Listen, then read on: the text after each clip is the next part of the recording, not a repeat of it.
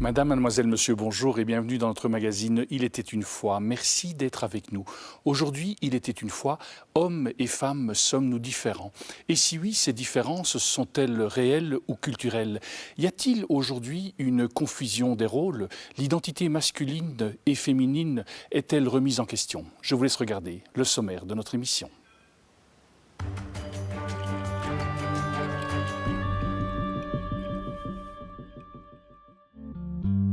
Filles et garçons, sommes-nous semblables? Au collège Saint-Étienne, les enfants se prêtent volontiers au jeu de nos questions.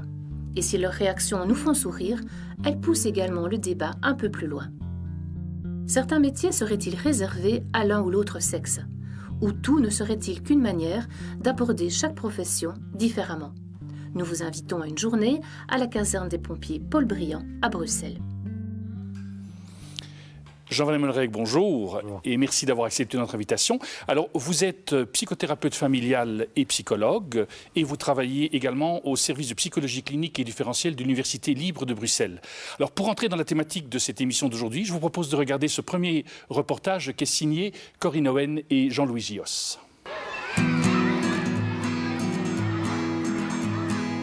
C'est l'heure de la pause ce midi à l'école Saint-Étienne. Et c'est pour nous l'occasion de découvrir l'animation de Madame Sandrine, l'atelier de couture. Depuis 20 ans déjà, l'atelier rencontre un vif succès.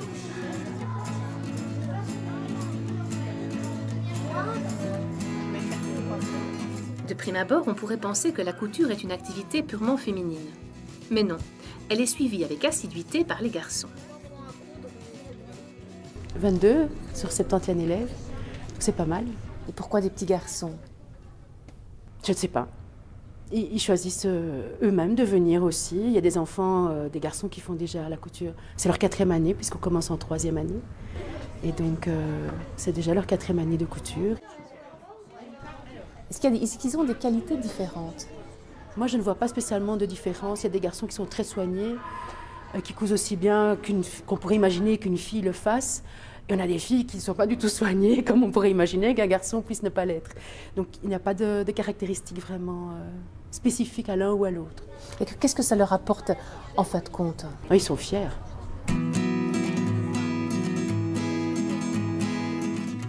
Mais cette absence de différence entre les sexes rencontrés dans cet atelier se retrouve-t-elle ailleurs?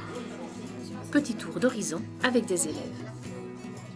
Et quand ils sont comment les garçons? Gentils. Ils sont un peu embêtants. Bêtes.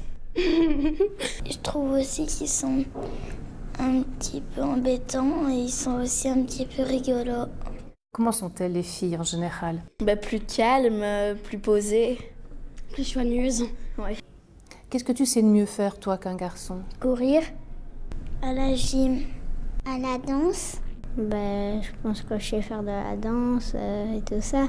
Tous les jeux de ballon, tous les jeux version plus garçon, c'est pas vraiment notre truc, c'est pas mon truc. Et les garçons, ils jouent plutôt à des super-héros, à des foot et tout ça. Et les garçons, qu'est-ce qu'ils font de mieux que vous? On sait pas.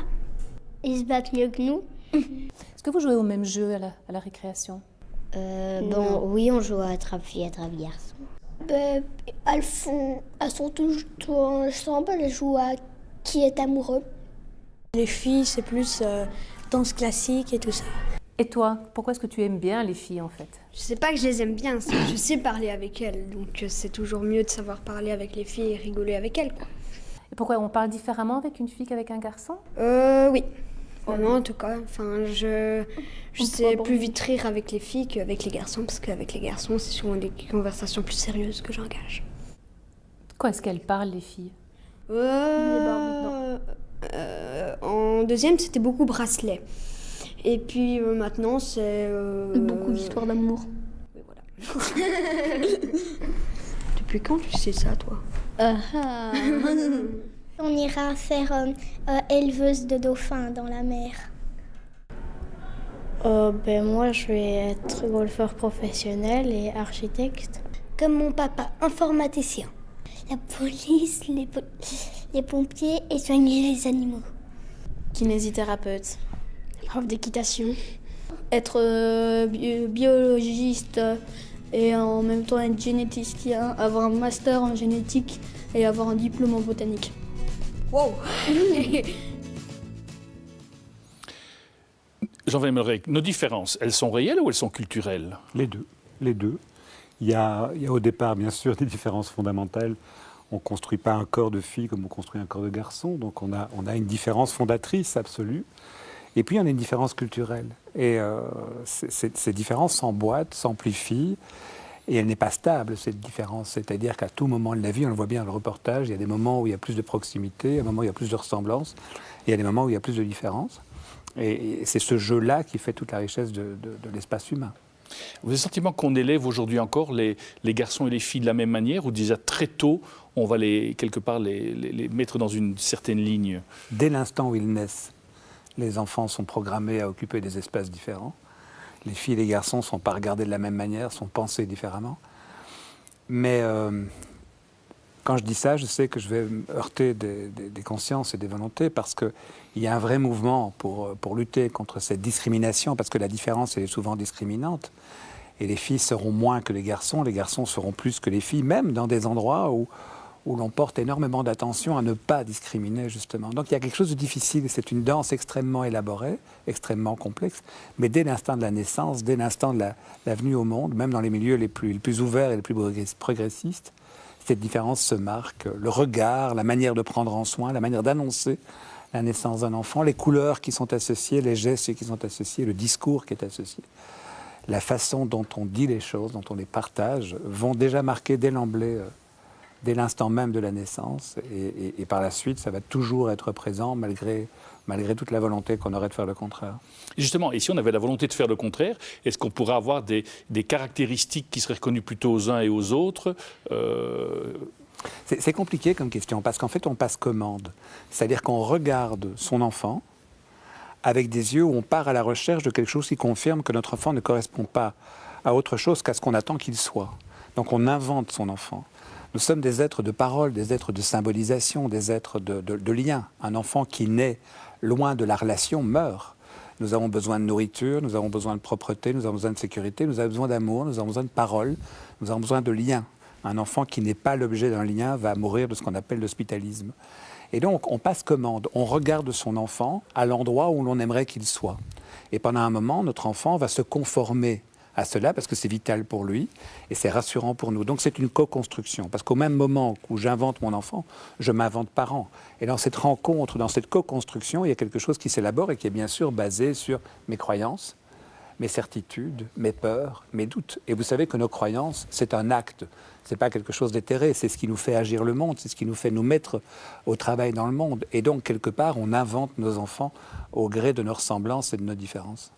Alors, ces enfants vont grandir, ils vont occuper certains rôles. Est-ce que vous avez le sentiment aujourd'hui qu'il y a une confusion des rôles par rapport aux générations précédentes? Oui, parce qu'il y a une confusion entre égalité et différence. Il est fondamental, quel que soit le tour que prend le monde et certaines élections, il est fondamental que les femmes aient autant de droits que les hommes, que les femmes aient autant de place que les hommes. On vient de calculer que elles sont, je ne sais pas combien de siècles elles doivent encore attendre pour avoir un salaire véritablement égal dans nos pays au salaire des hommes. Donc il y a l'égalité juridique, l'égalité salariale, l'égalité dans la société. Ça, c'est un combat politique. Après, cette égalité-là, quelque part, elle se met en mouvement dans la manière dont on peut élever nos enfants. Et là, il y a souvent une confusion qui s'opère, c'est-à-dire qu'on confond égalité et différence. Marquer la différence, c'est vital. Ne pas être comme, c'est vital. Nous sommes des êtres qui devons pouvoir à la fois nous rassembler, nous réunir, appartenir, aller vers les autres, diminuer nos différences. Il est vital aussi de pouvoir s'inscrire dans des appartenances multiples, et notamment des appartenances construites sur la différence sexuelle, le groupe des filles, le groupe des garçons, le groupe des femmes, le groupe des mères, le groupe des grands-mères, le groupe des voisines, le groupe des voisins, le groupe des hommes, des équipes sportives, des groupes idéologiques. Mais en même temps, il est très important de pouvoir faire le contraire, c'est-à-dire de pouvoir marquer sa différence. Nous sommes des êtres qui avons fondamentalement besoin de cette impossible question que nous ne résolverons jamais. Comment nous rapprocher des autres sans se diluer par trop de proximité, trop de ressemblance? Comment s'éloigner des autres et marquer notre différence sans perdre le lien avec les autres? Et donc, il est fondamental et fondateur de l'identité humaine de pouvoir marquer cette différence. Et nos modèles éducatifs aujourd'hui, à certains moments, veulent tellement abroger l'inégalité qu'ils confondent leur intention et ils abrogent les différences. Et donc, il y a des confusions parce qu'on ne sait plus très bien qui on est. Par exemple, dans le reportage sur la couture, on va se dire, on regarde, c'est merveilleux ce qui se passe. Mais il y a juste cette phrase qui dit « ils sont également méticuleux ». Comme si les garçons, c'était une grande surprise que parce qu'on fait de la couture, un garçon peut être méticuleux ou une fille pourrait être quelque chose. C'est là la confusion, c'est que quand on rassemble, c'est comme si on faisait disparaître les différences. C'est chouette les différences, c'est important les différences. Ça veut dire que j'existe, je ne suis pas comme les autres, je marque mon territoire, mais en même temps la différence va attirer le regard. Donc c'est très important de maintenir la différence tout en luttant bec et ongle à l'abrogation de toutes les formes d'inégalité. Ce qui veut dire que cette confusion peut quelque part complexifier la construction identitaire d'une personne? Évidemment, évidemment. Aujourd'hui, on voit très très très bien quelque part qu'il y a un manque de référentiel. Parce que justement, vous savez, le discours que je tiens, je vais me faire allumer. Parce que dire quelque part qu'il faut maintenir les différences, c'est quasiment insupportable pour tout un courant de pensée qui consiste à penser que la différence, naturellement, va être au profit des hommes. Je ne sais pas ce que je dis. Pour moi, quelque part, hommes et femmes sont de pouvoir, d'intelligence, d'égalité absolue. Mais il faut pouvoir marquer cette différence et l'assumer pour justement savoir que l'on est. Mais on est parce que l'on est et non parce qu'on ressemble à tout le monde et qu'on est comme tout le monde. Et donc il est fondamental d'avoir des modèles éducatifs qui marquent la différence tout en n'oubliant pas naturellement de mettre en place des modèles éducatifs qui ne disent pas que la différence c'est mieux. Et on voit ça dans le cours de couture. Au fond, est-ce que derrière la couture, les filles ne feraient pas mieux la couture que les garçons?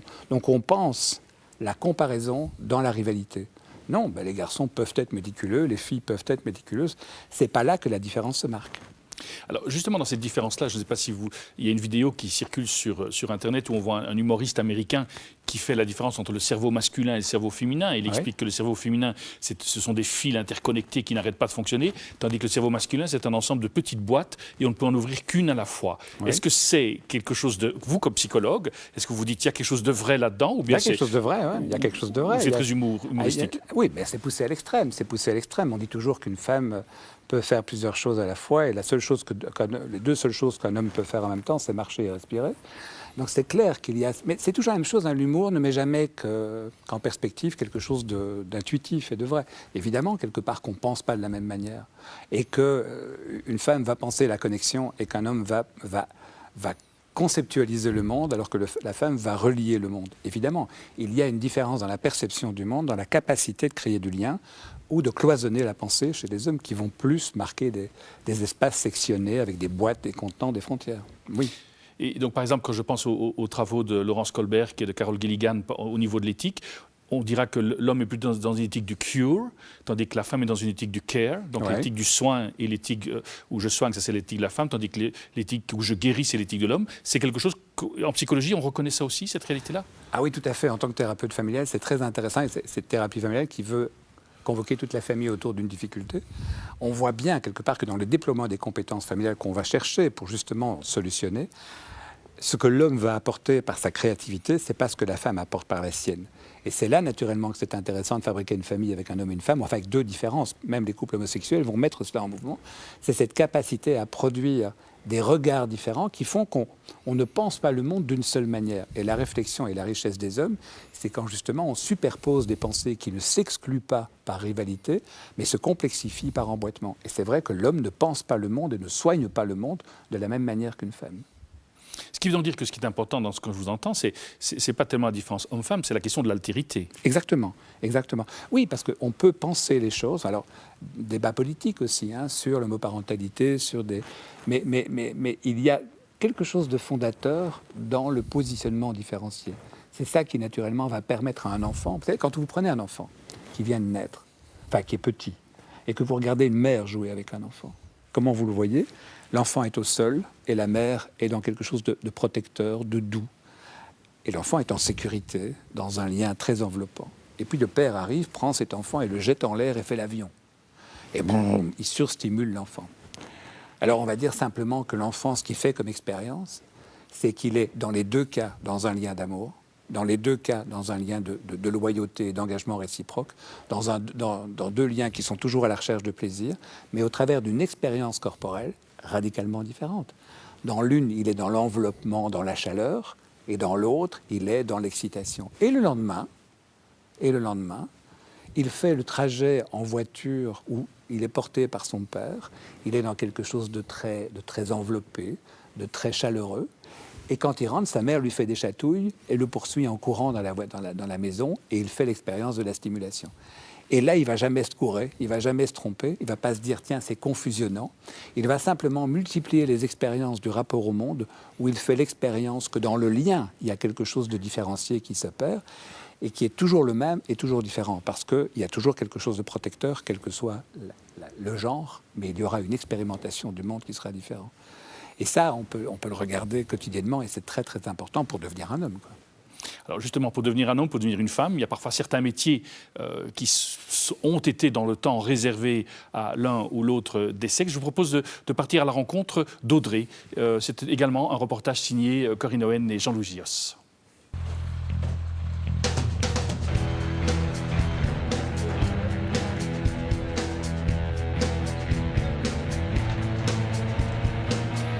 Ce matin, comme tous les matins, c'est l'heure de l'exercice dans le poste avancé des pompiers de Schaerbeek. Les hommes connaissent leur travail, les gestes sont précis, efficaces. Enfin, quand je dis les hommes, pas tout à fait. Car parmi eux, il y a Audrey. Audrey, qui depuis plus de 10 ans, fait partie de cette toute petite minorité de femmes pompières qui opèrent sur le terrain.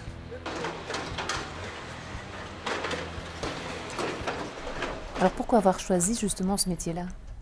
Je ne sais pas si c'est moi qui ai choisi le métier, mais en tout cas, il me fallait quelque chose d'actif, de changeant. C'est sûr, je suis servie.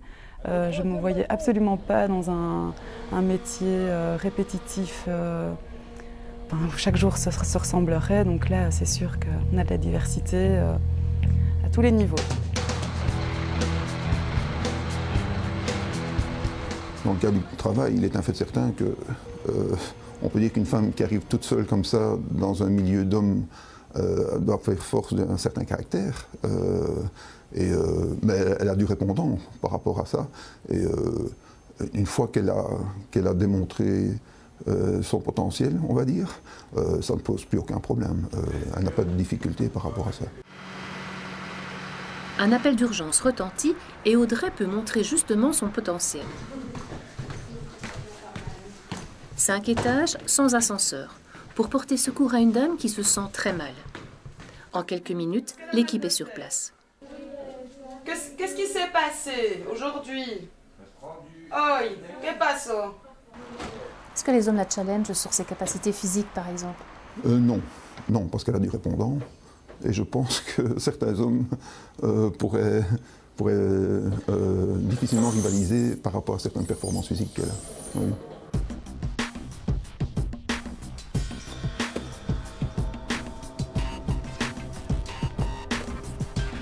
Quelles sont les principales difficultés? Je pense que la première difficulté, c'est justement de dépasser les a priori des gens et parfois de certains de nos collègues qui pensent qu'on n'est pas assez forte. Mais on a d'autres atouts, l'agilité, on a un certain pouvoir de persuasion dans certaines situations. Mais je pense qu'on a les armes pour dépasser justement ces difficultés. Oui. La vie à la caserne, quoique basée sur une structure militaire, n'en demeure pas moins très familiale. En effet, comme les pompiers sont sur place pour des gardes de 24 heures, entre les missions et les exercices, les 15 hommes vivent une vie communautaire. Faire les courses, entretenir les locaux ou préparer les repas sont des tâches qui font aussi partie de leur quotidien. Je pense que peut-être aussi de par son vécu de femme, elle voit les choses un petit peu différemment de nous. Et ça a beaucoup d'intérêt aussi lors d'interventions, que ce soit en ambulance ou que ce soit en incendie. Peut-être cette manière de communiquer avec les gens que nous, on n'a pas aussi facile, on va dire ça. C'est pas aussi spontané, c'est pas aussi peut-être attentionné aussi. Et sincèrement, c'est très agréable par moment de la voir. Et sur certaines interventions, je me dis encore qu'elle était là.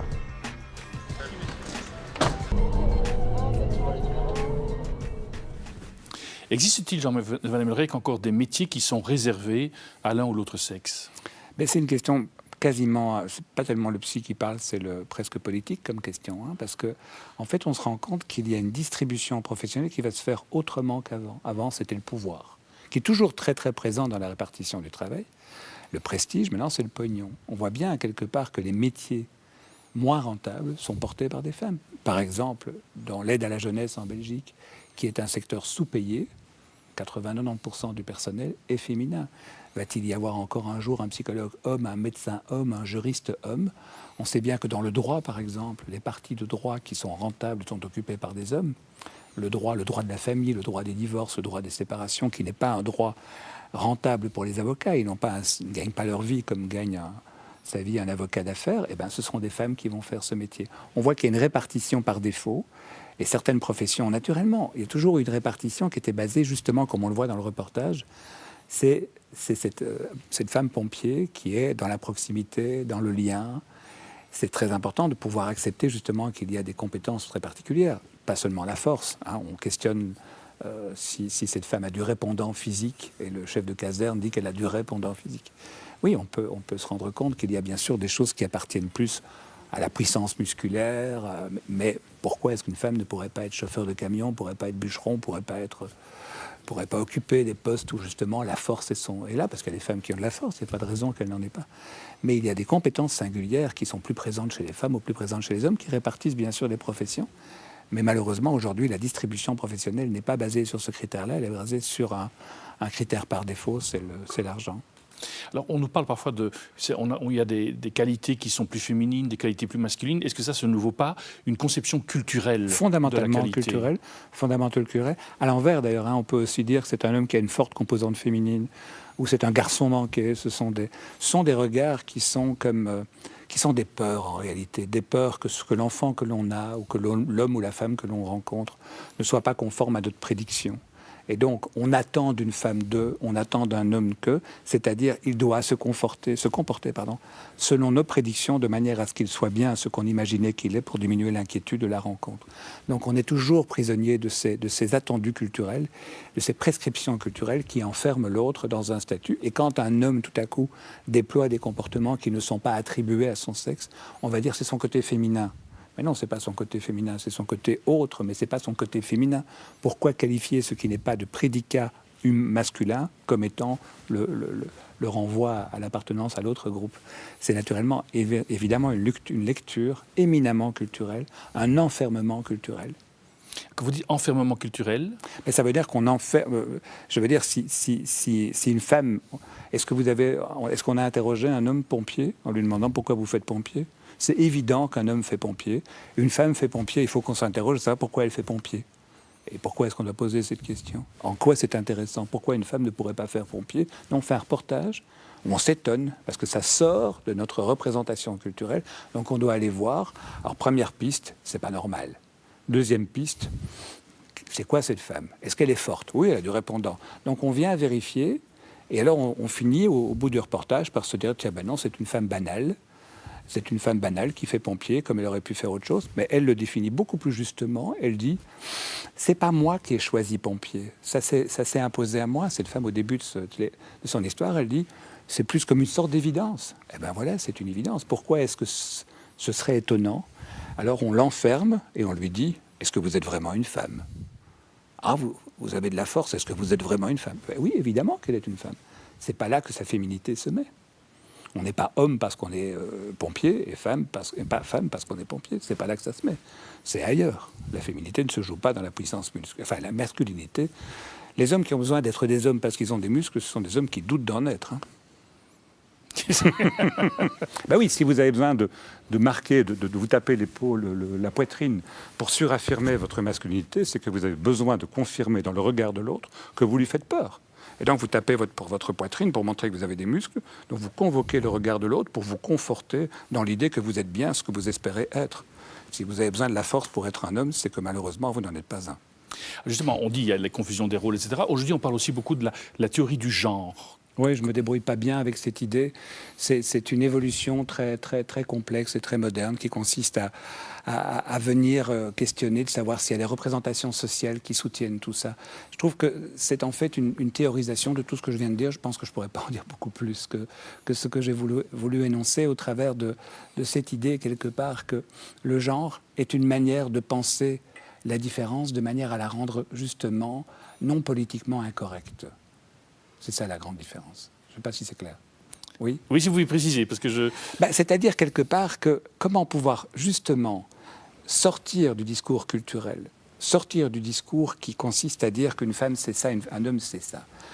On ne va pas faire de prédicat. On va partir de l'idée quelque part qu'on occupe le monde de l'endroit où l'on est en fonction de ce que l'on est. C'est-à-dire on a un corps d'homme, un corps de femme, une histoire, un parcours, une éducation, et on occupe la place en fonction de cela et non pas en fonction d'un enfermement déterministe qui vous dit que vous êtes homme car vous avez tel critère et femme parce que vous avez tel critère. C'est pas comme ça qu'on définit son identité sexuée. C'est quelque chose de relationnel, c'est quelque chose d'événementiel. Vous serez plus homme tout à l'heure et un peu moins homme tout à l'heure en fonction de ce que vous allez vivre au niveau relationnel, au niveau des rencontres, au niveau de ce qui se joue. Et il ne faut pas enfermer, comment dirais-je, l'identité féminine ou masculine dans quelque chose de tellement catégorisé que vous êtes toujours la caricature de vous-même.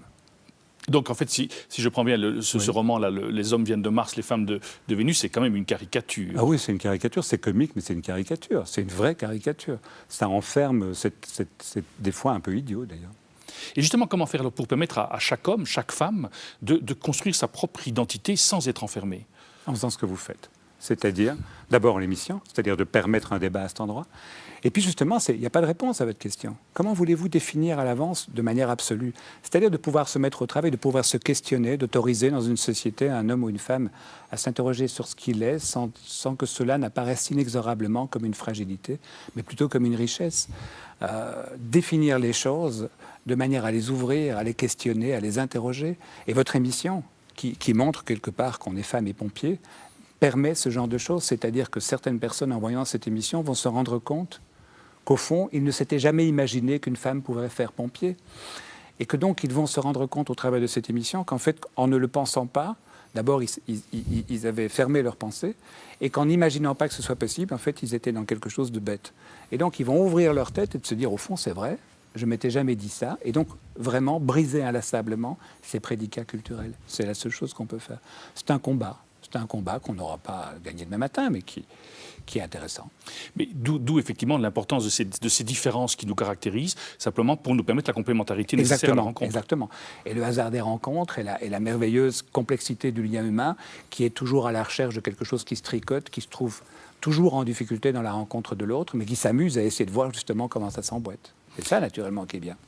Jean-Manuel Melrek, merci d'avoir pris le temps de nous éclairer sur cette thématique. Nous arrivons déjà au terme de notre magazine. Merci d'être resté avec nous. Si vous souhaitez revoir cette émission, il vous est possible de le faire en allant sur notre site www.catobel.be. Au nom de toute l'équipe qui a préparé ce magazine, il ne me reste qu'à vous souhaiter une excellente journée. Je vous dis à très bientôt.